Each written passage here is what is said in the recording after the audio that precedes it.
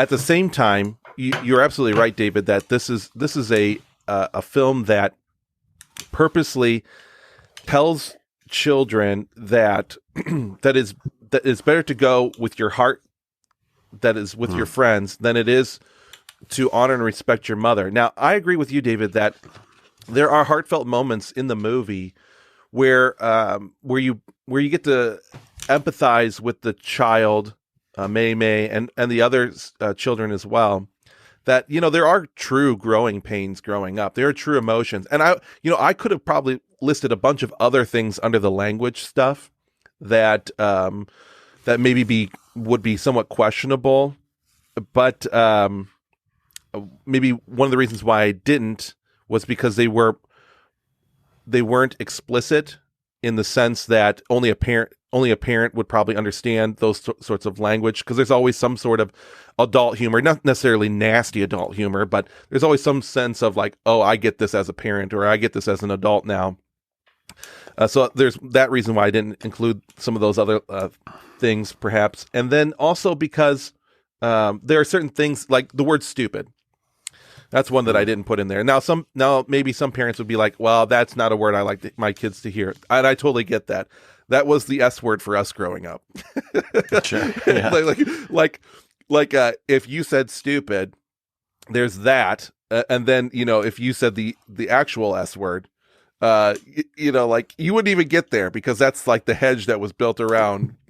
Yeah, right. That was like the worst thing you could say, because that was the only thing that was as far as you got before you got soap in your mouth, but or something else. But one of the reasons why I didn't include that is what you were referencing, David. It's like there are real emotions that are shown, and those are identifiable with children who are growing up. Now, the question that maybe we could wrestle with a little bit is, as an adult looking at that, I can relate to it. I can say, yeah, I said those things. But then at the same time, do we really think that our children are cognitively able to take that kind of language and filter it? Like, I know that I'm not allowed to say the word stupid. But they said it on the film. So does that make it right? Or is this while I'm watching this, am I able to understand that this is wrong? Because the context isn't that they're being reprimanded; it's that they're actually getting away with something that I also would like to get away with. So right. It can be somewhat confusing to the proposed audience of this film, which I think is somewhat confusing as well, and that's what I'll address a little bit at the end of our review here. Is that I do feel like there's a sense of a disjointed sense of who this movie is for. Is it for the 33-year-old, or is it for the 3+-year-old? Sure. I think that if it's a Disney film and it's animated, I don't care. It is for children. So you should. Well, and they're presenting it that way. If it wasn't, they would have rated it PG-13. Well, what you know what I mean? Yeah, but The Incredibles, as a case study here, what are they rated? Is that PG or PG-13? Do you remember? I have no idea. The newest Incredibles, I should have looked this up. I just popped it up in my mind though right now. The person who the director, producer, whatever, said that this is not necessarily a children's animated film. And why is this important? It's because some of these people are making these animated films as though they are for the audience who grew up with The Incredibles. So they're both rated PG, by the way.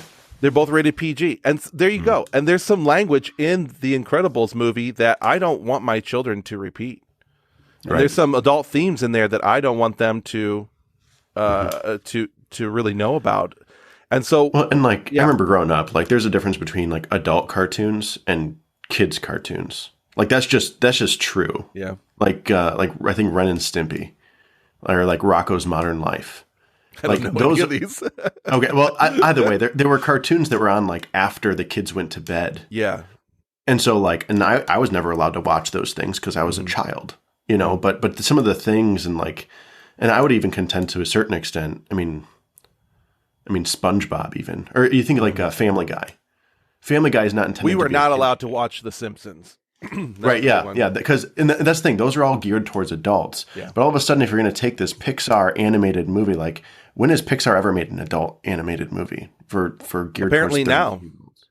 Yeah, well, even if they're going to claim that, but then put the disclaimer on it at the beginning, other than just a PG rating. Let us know that, hey, this isn't geared towards children.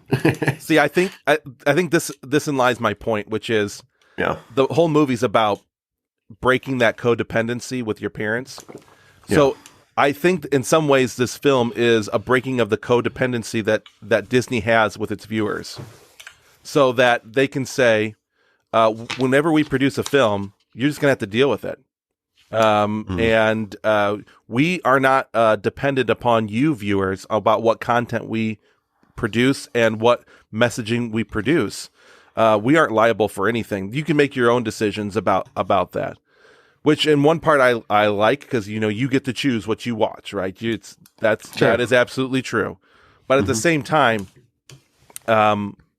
there's they are purposely breaking away from the norm of if this is animated and it's on Disney, then it should be available to children. And if available to children, we're going to produce it in that sort of way. We're going to be cognizant of themes and language within it that are going to be appropriate.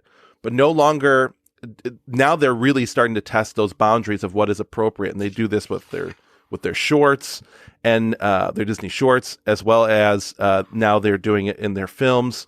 And I think this is one of the worst indications of where Disney is going and what kind of further films they're going to produce with more deepening themes that are beyond just simple language, but also going to be introducing other stuff like what we'll be talking about in our C block about the SCOTUS nominee that can't even define what a woman is. You're going to find these themes become less and less in the shadows in these films and more present and pushed upon our children and adults, because they're going to they look at our children as potential lifelong customers. And so they're not only trying to change, they're trying to change all of our thoughts on these things about what it means to be male and female, what it means to have decent language, and they are producing this through it is a coming of age story for Disney, and Disney is changing. And we can't have the expectations that we once did with Disney, that you can put your kid in front of a Disney film and say, oh, wasn't that sweet? Oh, wasn't that nice? Oh, these were good themes. And we can talk about these things with our children. That's not there anymore. Right. And now you have to vet everything, which you should already, I suppose. But at the same time, I think that's probably just a really big lesson that everybody has to learn now, is just make sure to watch these things before you watch them with your kids. Yeah. I mean, that's just where you're at. That's just what you have to do. Mm-hmm. So nothing is safe. Disney's not safe. DreamWorks isn't safe. None of it's safe. Just, you have to watch it ahead of time.